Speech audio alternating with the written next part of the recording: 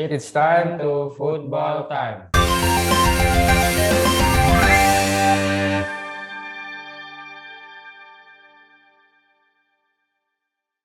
Bersama saya Irfan Fajar dan juga ada rekan saya Adi Manggala.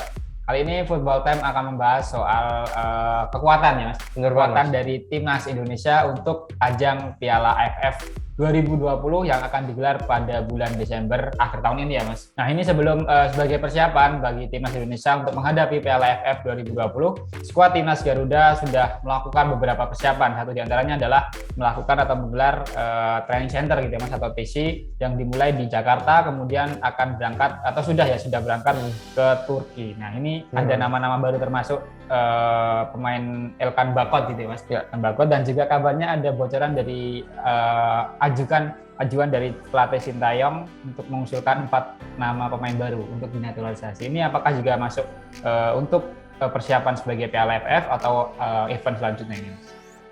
Nah ini kalau kita lihat nih Mas, kalau kita kutip dari laman pssi.org atau laman resmi dari PSSI, di sini memang Muhammad Iriawan juga sudah menyatakan bahwasanya agenda timnas seperti yang dikatakan Mas Irwan tadi itu melakoni TC dulu di Jakarta, setelah itu ke Turki. Nah ini belum lama ini, mungkin kemarin itu udah berangkat ke Turki juga Mas. Betul. Sekalian juga memperkenalkan Elkan Bakot bahwasanya udah resmi menjadi warga negara Indonesia karena telah diberikan kartu tanda penduduk di situ oleh Muhammad Iriawan. Dan juga terkait dengan tadi apakah ada 4 pemain naturalisasi yang diminta oleh Sintayong tadi bisa digunakan di Piala AFF. Ini kalau kita merujuk dari kasus-kasus sebelumnya Mas tentang proses mekanisme naturalisasi pemain keturunan ataupun pemain asing ke Indonesia itu memang membutuhkan waktu yang panjang Mas, terkait dengan dokumentasi dan juga administrasinya. Jadi bisa dikatakan nanti agak susah ini nanti kalau mau digunakan di Piala AFF. Sementara Piala AFF ini udah hampir 1 bulannya Mas sebelum pelaksanaan nih. Nah ini memang mungkin tidak diprioritaskan di situ, tapi untuk ajang kedepannya Mas bisa jadi nanti di berbagai event selanjutnya nih. Betul. Nah ini calonnya siapa Mas kalau kira-kira ini Mas? Nah kita tadi belum sebutkan ya Mas, itu ada 4 pemain yang diajukan oleh pelatih Sintayong untuk pemain asing atau segera dinaturalisasi gitu ya Mas. Benar banget. Dan ada 2 nama yang sudah bocor ke sosial media. Gitu. Gimana nih Mas kalau bisa bocorin gimana? Nah ini memang kedapatan sebuah foto yang menunjukkan sudah viral di media sosial, bahwasannya ada sebuah foto yang berada di atas sebuah meja, itu ada sebuah dokumen ya. Bener. Dokumen proses naturalisasi dari 2 pemain itu Mas. Nah mungkin ada dua lainnya mungkin tertumpuk di bawahnya. Nah tidak terlihat. Nah yang terlihat hanya ada 2, yaitu adalah Sandi Wals dan juga ada Jordi Amat. Nah mungkin ini kita jelaskan lebih dahulu Mas, 2 nama ini yang juga merupakan kabarnya memiliki keturunan dari Indonesia juga gitu. Ini sebelum masuk ke sana ini kita menambahkan lagi Mas, menyampaikan lagi terkait dengan agenda timnas nih Mas. Ini timnas Indonesia juga ini kan udah bertolak ke Turki nih Mas. Seusai sampai di Turki nanti selama beberapa hari akan melakoni laga uji coba kontra timnas Afghanistan. Nah ini Afghanistan lagi Mas, setelah kemarin di Afghanistan. Dan juga Myanmar lah. Kontra Afghanistan akan dilaksanakan 16 November 2021, sedangkan kontra Myanmar 25 November 2021 di Turki Mas. Benar. Nah ini sebagai persiapan Timnas Indonesia untuk menghadapi TC dan juga 2 laga uji coba, ini pelatih dari Timnas Indonesia Sintayong sudah memanggil setidaknya ada 26 nama. Nah tapi sayangnya ada 1 pemain yang tidak bisa mengikuti, yaitu adalah Syahrian Abimanyu karena mengalami cedera. Nah ini patut disayangkan Mas, padahal ini gelandang meteorologi juga di lini tengah Timnas Indonesia. Tapi kalau kita lihat juga di sini terkait nama-nama sebenarnya juga Sintayong memiliki banyak pemain-pemain orbitan baru ya Mas yang berhasil menunjukkan kualitasnya. Jadi tidak terlalu berpengaruh terkait dengan absennya Syahrian Abimanyu tersebut. Nah, terkait tadi Mas menjawab pertanyaan dari Mas Irwan terkait dengan apakah ada garis keturunan dari sosok Jordi Amat maupun Sandi Wals. Nah ini kalau kita kutip nih Mas dari beberapa laman media ini, memang Jordi Amat dan Sandi Wals itu rasa bule nih Mas, kelihatan banget karena lahirnya juga bukan di Indonesia Mas. Lahirnya kalau Sandi Wals itu di Belanda, sedangkan Jordi Amat di Barcelona Spanyol. Tapi kalau ditarik lebih jauh lagi terkait dengan garis keturunan, Sandi Wals mempunyai keturunan Indonesia dari sang ibunda, sedangkan Jordi Amat memiliki garis keturunan dari sang nenek Mas. Nah nenek ini berasal dari Sulawesi Selatan, tepatnya di Makassar. Nah, kita sedikit berikan profil gitu ya, Mas. Profil lengkap dari dua nama tadi yang sudah bocor, yaitu ada Sandy Walsh dan juga ada Jordi Almat. Mungkin kalau untuk Sandy Walsh mungkin sudah sedikit tidak asing gitu ya, Mas. Benar, di telinga para pecinta sepak bola di tanah air, khususnya para pecinta sepak bola timnas Indonesia. Nah, ini Sandy Walsh ini sebelumnya lahir di Belgia, tapi memiliki warganegaraan dari Belanda. Gitu, Mas, benar, Belgia ya, Mas ya. Berarti warga negaranya Belanda nih ya, Mas ya. Warga negaranya Belanda, tapi lahirnya di Belgia. Itu lahir pada tanggal 14 Maret 1995. Jadi bisa dikatakan ini Sandy Walsh berusia 26 tahun, masih cukup muda gitu ya, Mas. Benar banget, Mas. Berposisi sebagai bek kanan. Nah, untuk klub yang dibela oleh Sandy Walsh saat ini adalah memperkuat dari tim di Belgia, yaitu ada KV Mechelen, dan juga kabarnya juga dikutip dari Raman Transfer Market, ini Sandy Walsh juga merupakan pemain yang inti gitu, pemain inti, sering dimainkan saat bermain di KV Mechelen ini, yang merupakan klub yang cukup bersaing juga ya, Mas, di Liga Belgia. Nah, ini kalau kita kutip lebih lanjut, Mas, di laman transfer market tadi, klub dari Sandy Walsh, KV Mechelen ini saat ini berada di peringkat kelima Liga Utama Belgia dan bersaing dengan klub Brugge dan juga Genk. Nah, ini memang bisa dikatakan spesial nih kan, naturalisasi yang nggak main-main ini, Mas, yang main ini. Nah, itu terkait dengan Sandy Walsh nih, Mas. Mungkin ada dulu yang akan ditambahkan nih, Mas, terkait dengan Sandy Walsh, Mas. Nah, ini menambahkan sedikit, Mas, soal rekam jejak dari seorang Sandy Walsh ya.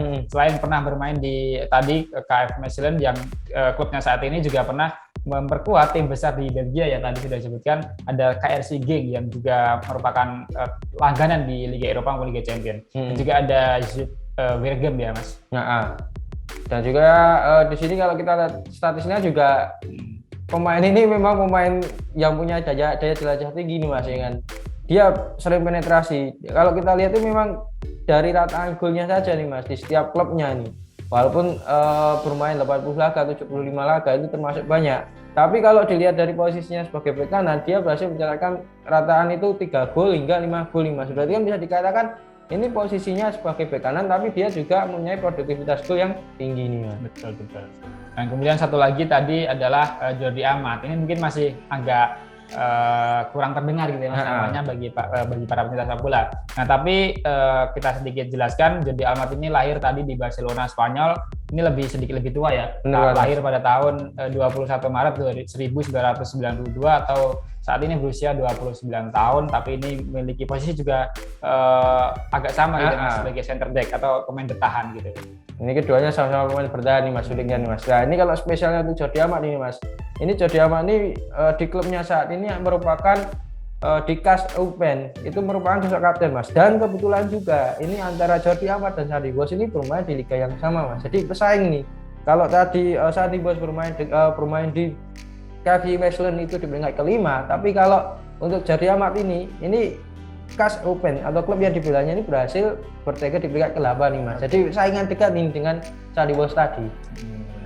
Nah, ini tadi soal dua nama tadi, Mas. Nah, ini yang menjadi pertanyaan, siapa lagi, Mas? Dua nama yang namanya juga direkomendasikan oleh Sintayong untuk segera dinaturalisasi dengan proses yang cepat. Nah, biar segera memperkuat timnas Indonesia gitu, Mas. Nah, ini kabarnya juga kan PSSI juga akan minta tolong kepada pemerintah Indonesia, Mas, terkait dengan memberikan akomodir terkait dengan proses naturalisasi keempat pemain ini. Tapi sementara memang dua pemain yang bocor ya, Mas, ya namanya. Kalau dua pemain lainnya masih terindikasi. Nah, tadi kan sudah dijelaskan soal Sandy Walsh ya, rekam jejaknya dan juga profil lengkap. Nah, sedangkan tadi untuk Jordi Almat ini belum kita sedikit jelaskan soal rekam jejaknya. Ini juga tidak kalah mentereng ya dibandingkan tadi Sandy Walsh pernah bermain di Liga Spanyol bersama RCD Espanyol B, kemudian juga ada Espanyol, ada Rayo Vallecano, ada Swansea. Kemudian pindah juga ke Liga Inggris itu bersama Swansea, kembali lagi ke Liga Spanyol bersama Real Betis, kembali lagi ke Liga Inggris bersama Swansea. Wah, ini bolak-balik Liga Inggris, Liga Spanyol, Liga Inggris, Spanyol ya, termasuk ada Rayo Vallecano dan beberapa tim terakhir itu ada KAS Eupen ya. Nah, ini kalau kita lihat dari rekam jejak karir, memang ini pemainnya nggak sembarangan nih, Mas. Dan usianya masih usia matang. Jadi memang kalau Jody Amat ini nanti bisa dinaturalisasi dari kewarganegaraan Spanyol ke Indonesia, tentunya sangat banyak menguntungkan dari skuad Sintayong. Terlebih dari segi fisik terutama ya Mas ya.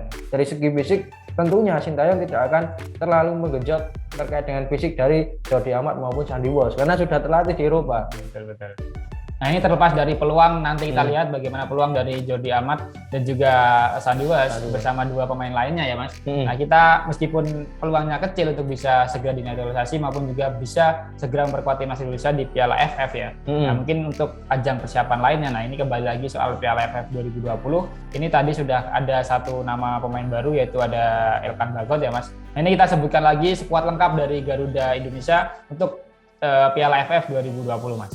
Nah ini kalau kita lihat nih Mas, kita kutip dari laman pssi.org, itu laman resmi dari Persatuan Sepak Bola Seluruh Indonesia atau PSSI.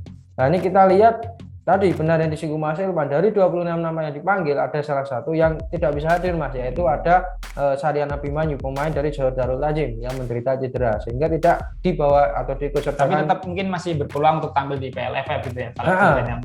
Kalau cederanya masih bisa ditangani dengan cepat, itu masih bisa nanti untuk diikutsertakan dalam Piala AFF karena kuotanya kan sebenarnya 26 Mas. Nah ini kalau kita bacakan Mas, dari posisi penjaga gawang sebenarnya agak mengagetkan nih Mas. Ini nama Hernando Ari tidak ada di sini padahal dia lenggana nih. Ada, kalau kita lihat nih di sini ada kiper dari Barito Putra dan juga Tira Persikabo atau Persikabo 1937. Nah ini di sini ada Muhammad Riyandi dan juga Sahrul Fadila. Nah ini Sahrul Fadila ini kan asing nih Mas. Ya kan biasanya kita tahu ada Nadio ataupun Hernando. Ini Sahrul Fadila nih. Entah apa mungkin yang dijadikan pertimbangan dari Sintayong, tapi memang mungkin ada penilaian tersendiri nih Mas terkait dengan sosok Sahrul Fadila ini. Oke, kemudian di sektor pemain bertahan itu ada Farudin Arianto dari Madura United, ada juga Victor Ibunevo dari Persib Bandung, ada Ryuji Utomo dari Penang ya yang kembali ke Persija. OTW Persija. Kemudian juga ada Alfred Diwangga dari PSIS Semarang, ada Elkan Bagot dari IPS Wheatstone, dan juga ada Pratama Arhan dari PSIS Semarang, ada Edo Febriansyah, ini juga pemain baru ya Mas dari Persita Tangerang. Kemudian lanjut ada Fafa Mario, tapi ini diganti ya benar Mas, karena mengalami cedera dan diganti oleh pemain dari Bone FC yaitu ada Marco Sandi dan ada Asnawi Mangkualam dari Ansan Banner. Nah ini untuk melengkapi lagi Mas, di lini tengah atau di sektor gelandang skuad Garuda Aswan Sintayong itu ada Evan Dimas Mas dari Bayangkara FC, yang kedua ada Kade Agung dari Bali United, ketiga ada Rahmat Rianto, keempat ada Ahmad Agung dari Persik Kediri, kelima dari Kika Buaya dari Persebaya, keenam ini Mas ada Sarian Abimanyu tapi tadi kan absen ya Mas ya. Terus ada Irfan Jaya dari PSS Sleman, ada Ramai Rumaki dari Persipura, ada Witan Sulaiman dari Lesia Kedang, ada Eki Maulana Fikri dari FK Senika, dan yang terakhir ada Yabes Noni dari Bali United. Nah, kemudian di sektor penyerangan itu ada 4 pemain di bawah, yaitu ada Kusedi Yudo dari Arema FC bersama duonya yaitu Dedik Setiawan. Nah, kemudian ada juga Hanis Sagara dari Tira Persikabo atau Persikabo 1973 dan juga Ezra Walian dari Persib Bandung. Ini soal khusus Mas, soal lini penyerangan ini sudah cukup atau sudah percaya dengan kekuatan ini atau justru malah ada nama lain? Ini kalau kita lihat dari daftar sementara top scoring Mas, kalau kita merujuk dari seorang bomber nih di sini, ini memang agak aneh nih ketika nama seorang Ilyas Prasojevic tidak masuk, karena kalau kita lihat produktivitas golnya di Liga 1 2021 bersama Bali United itu tinggi Mas. Terbukti dia berhasil mencatatkan 7 gol dari 11 laga. Nah di sini dari 4 pemain ini rataan masih mencatatkan tidak lebih dari 3 gol Mas. Bahkan Ezra Walian pun baru mencatatkan 1 gol bersama Persib Bandung. Betul. Nah dari 4 nama tersebut Mas, memang yang menjadi PR timnas Indonesia saat ini mungkin memang belum ada penerus dari seorang Christian Gonzalez maupun juga seorang Bambang Pamungkas gitu ya Mas. Nah itu yang belum ada karena nama-nama seperti Kusedi Yudo maupun Dedik Setiawan, Hanis Sagara juga Ezra Walian juga masih banyak tugas yang harus dilakukan untuk bisa sampai striker yang diandalkan gitu di sektor penyerangan.